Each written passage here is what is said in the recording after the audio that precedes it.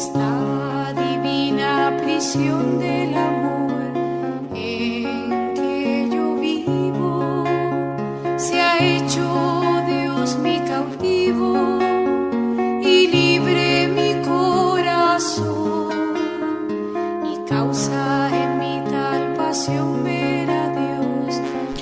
Y entramos ahora en la sección de vida y obra de Santa Teresa de Jesús con María Ángeles Álvarez. Muy buenos días, María Ángeles. Un saludo a todos.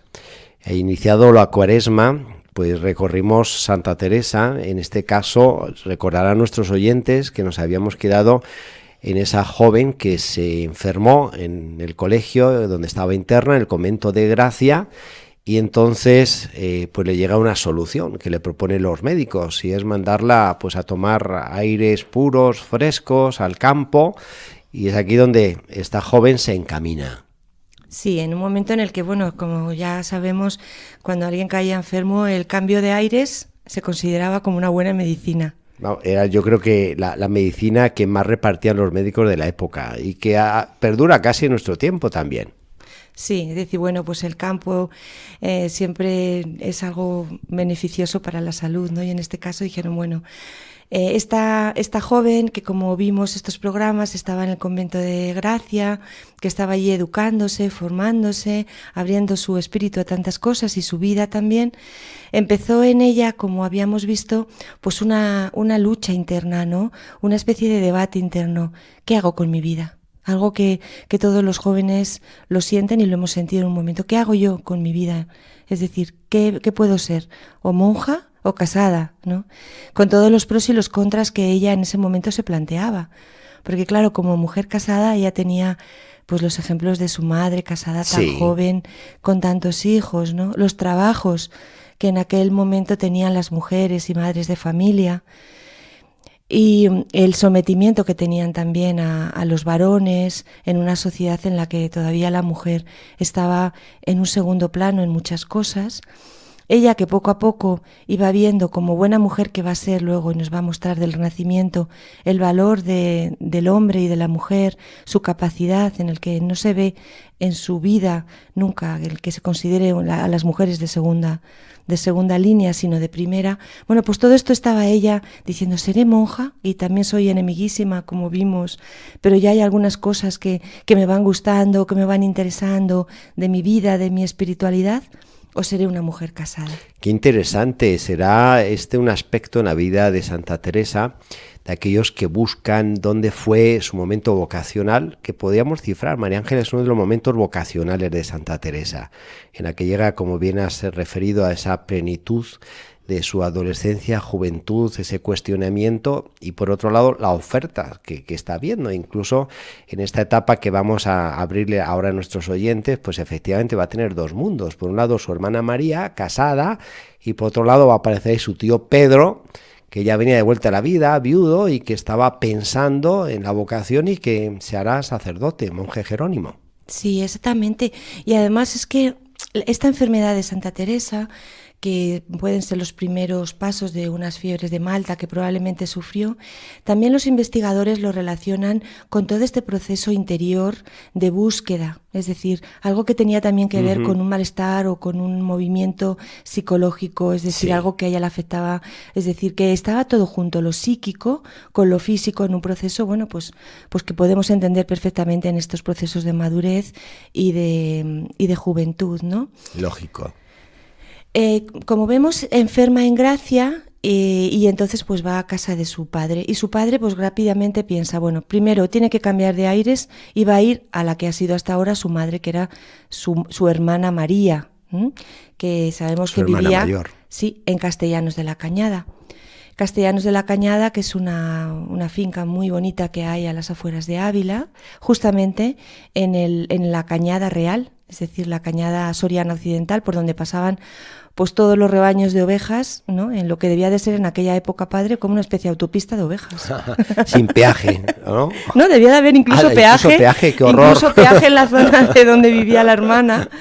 y que todavía se puede, bueno, yendo, andando, dándose un largo paseo con ¿A todo cuántos terreno. kilómetros de Ávila? Pues como a más o 20 y tantos menos? kilómetros Bueno. de Ávila está todo esto, y entonces pues ahí hay una casa, bueno, todo esto es privado, pero que está muy interesante ver el campo, ¿no? Abierto, lleno de encinas, de piedras de granito berroqueño, llena de aromáticas, es decir, es una zona de gran belleza y también dura, es decir, tiene ese aspecto de belleza castellana auténtica, ¿no? En este año teresiano hay que ir a ese sitio. Sí.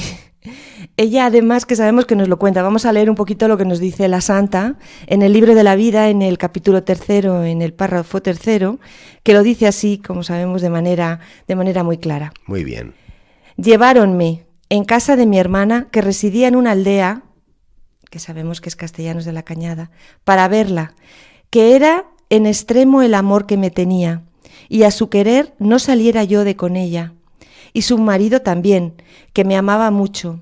Al menos mostrábanme todo su regalo, que aún esto más debo al Señor, que en todas partes siempre le he tenido, y todo se lo servía como la que soy.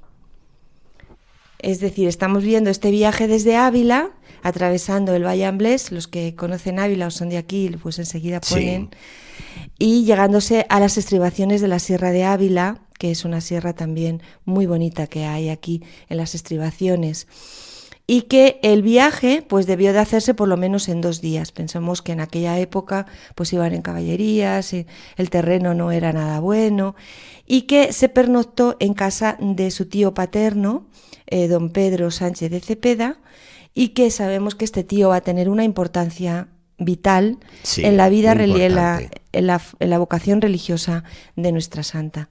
Don Pedro Sánchez de Cepeda vivía en un pueblo que se llama Ortigosa de Río al Mar, que es un pueblo que también está aquí en Ávila. Si uno va a este bonito pueblo, que recomendamos que vayan, pues allí puede ver los restos de lo que era y fue la casa nobiliaria, un poco más de construcción, un poco más esmerada, un poco más rica quizás que el resto de las construcciones del pueblo, y perfectamente la gente le dice cuál es la casa del tío de Santa Teresa. Es decir, que allí se conoce, por lo menos puede, aunque no se pueda visitar porque luego ha estado bastante, ha sufrido bastantes cambios la casa, en distintos dueños, en fin, pero bueno, sí se puede ver perfectamente el lugar.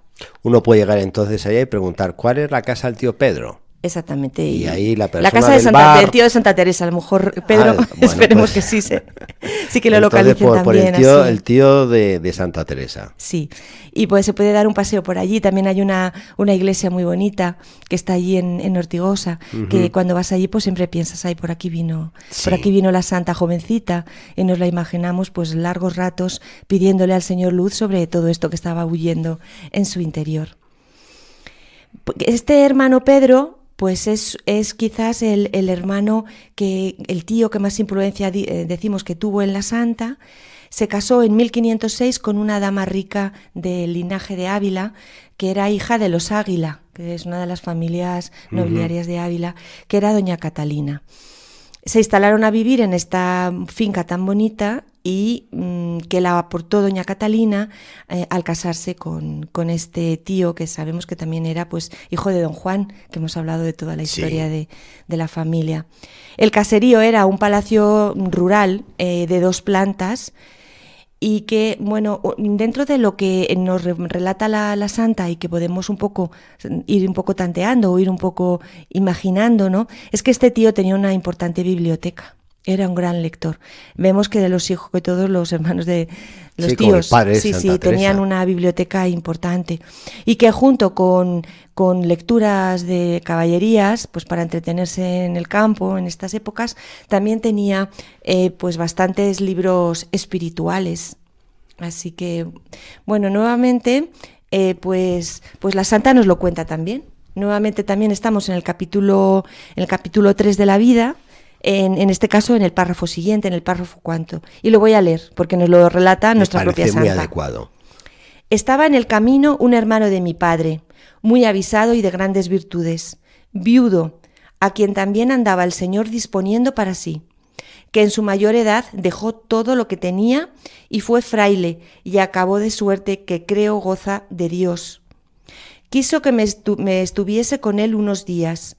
Su ejercicio eran buenos libros de romance y su hablar era lo más ordinario de Dios y de la vanidad del mundo. Hacíame le leyese y aunque no era amiga de ellos, mostraba que sí. Porque en esto de dar contento a otros he tenido extremo, aunque a mí me hiciese pesar, tanto que en otras fuera virtud, y en mí ha sido gran falta, porque iba muchas veces muy sin discreción. Me ha impresionado siempre este pasaje que relata Santa Teresa en el libro La Vida y que nos acaba de leer María Ángeles, cómo esta muchacha, Teresa de Ahumada, ponía oído a los mayores. Cuánto se puede aprender y cuánto va a calar en ella los consejos, en fin, las recomendaciones, lo que le van a estar diciendo los mayores, y yo creo que fundamental es en la vida, y quien tenga adolescentes que los anime a que presten oído a lo que pueden decir los mayores. Sí, padre, y otra actitud muy bonita que descubrimos aquí es ese deseo de agradar a los demás. También. A mí puede ser que no me guste nada y me aburra mortalmente lo que me está leyendo mi tío. Exacto. Pero yo por agradarle, porque le quiero, ¿no? Y esa actitud de agradar que se va a manifestar a lo largo de toda la vida de la santa. Ella decía, ser de condición agradecida también. Sí. Y entonces en esto es lo que está diciendo, que empezó disimulando. El tío le decía, vamos a leer, Teresita, y ella decía, ay, qué rollo por dentro, pero se ponía a leer, ¿no?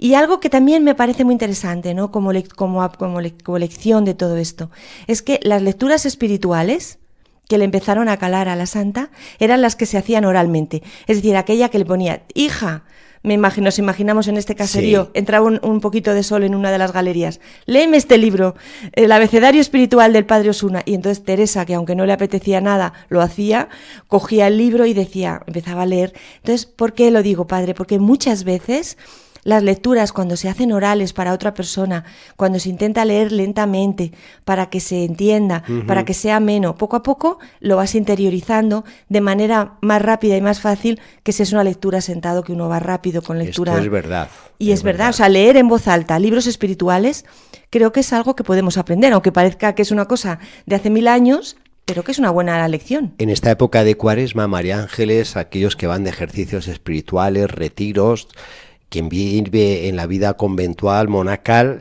cuánto bien hace la lectura de libros en el comedor, donde uno pone atención y pues se olvida incluso de las alubias o del pescado, de la carne que está comiendo. Y efectivamente qué bien hace la lectura espiritual leída en voz alta o escuchada mismo. Muchas veces hace mucho más, Sí. Sí, sobre todo porque la lectura espiritual hay que hacerla lenta, tranquila, sosegada. No se lee igual que se lee, por ejemplo, una novela. Cierto. Eso es algo, ¿no? Es cierto. decir, cuando empezamos a leer, por ejemplo, a la Santa, ¿no? Las obras completas, y la gente nos pregunta, ¿cómo puedo leer las obras de la Santa para enterarme? Pues normalmente lo que solemos decir es despacio. Sí, y las carmelitas recomiendan leerla 20 veces, de tal forma que ya a la 15ª más o menos vas entrando en el lenguaje de Santa Teresa, en el mundo de Santa Teresa, pero el hecho de repetir la lectura de los libros de Santa Teresa. Nos imaginamos esas conversaciones con su tío. Siempre cuando voy por ahí por Castellanos de la Cañada, siempre intento verlo, ¿no? Cómo estas meditaciones de los libros espirituales se mezclaban con la belleza del paisaje. Sí. Porque nuestra santa es una mujer gran amante de la naturaleza, que lo va a ir poco a poco demostrando a lo largo de su vida. Al momento que tiene que empezar a buscar metáforas, imágenes, para poder expresar todo su proceso interior, ella va a ir siempre a la naturaleza. Va a ir siempre al árbol, a la fuente, al arroyo, a la abeja, ¿no? Y nos la imaginamos jovencita, pues ahí con el tío, dando paseítos, mirando la naturaleza, yendo por la tarde cuando ya hace frío y leyendo un poquito, en fin, toda esa vida de campo tranquila que seguramente le supo a gloria. Le engolosinaba, como ella decía, porque salía de un Sin convento, duda.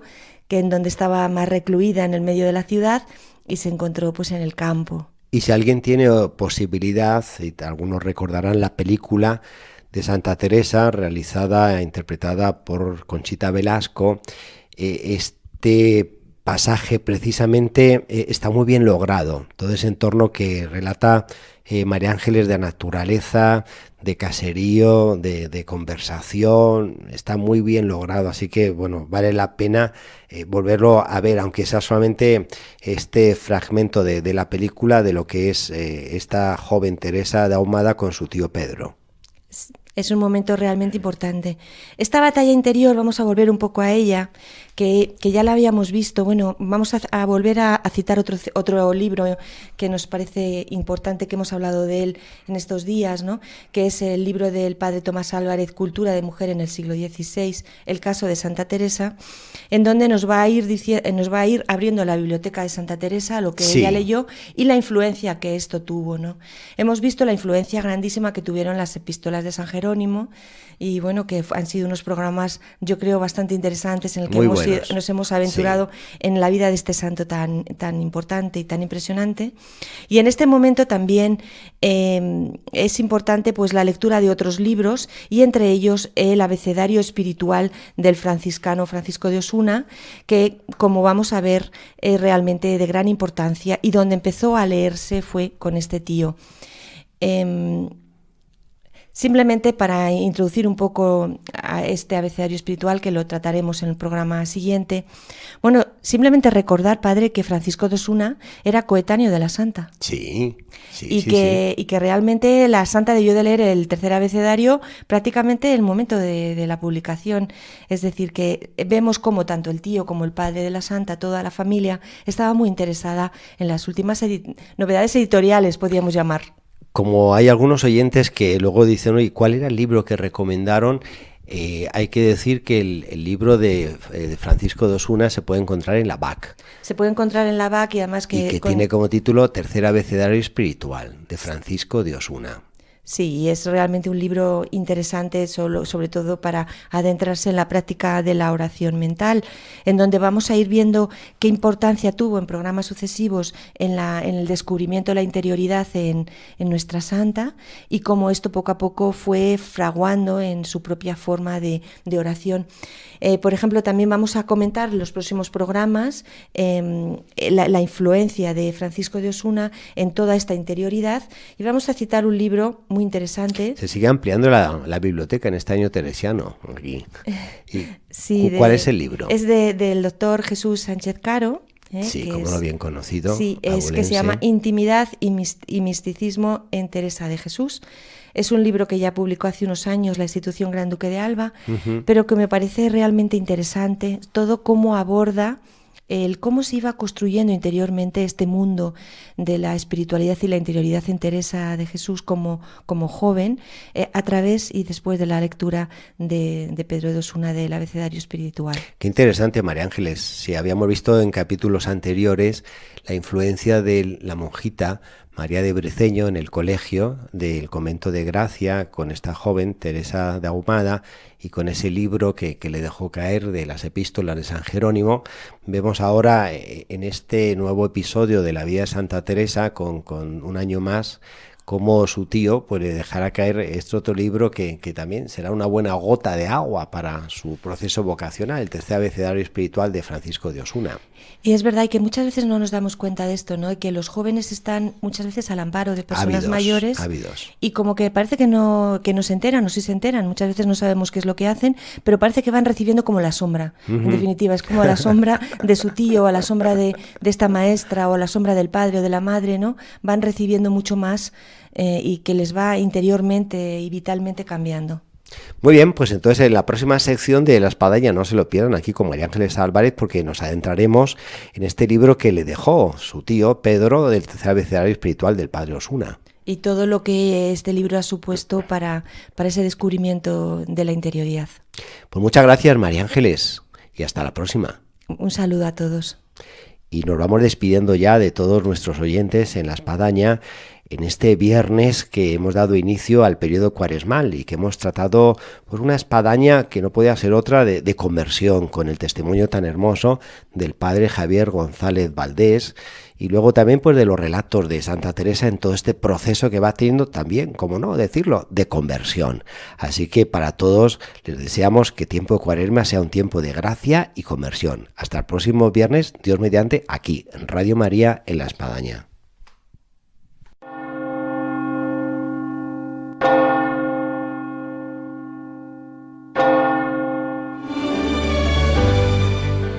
Han escuchado en Radio María La Espadaña, un programa que dirige el padre Arturo Díaz desde el Monasterio de la Encarnación en Ávila.